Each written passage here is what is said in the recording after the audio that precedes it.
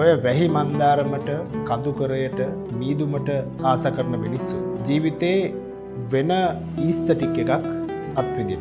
මේ වැහි මන්දාරම කඳුකරය මීදුම කියලා කියන්නේ ජීවිතේ තියෙන මායාමය සුන්දරත්වය. එහෙම නැත්නම් තේරුම් කරන්න බැරි, තේරුම් ගන්න බැරි গুপ্ত සුන්දරත්වය. හැමෝටම ඒකට ආදරය කරන්න ආස කරන්න බෑ. හැබැයි ඒකට ආදරය කරන්න පුළුවන් මිනිස්සු ජීවිතයේ තියෙන වෙන සෞන්දර්ය කලාපයක් විවෘත කරගන්න.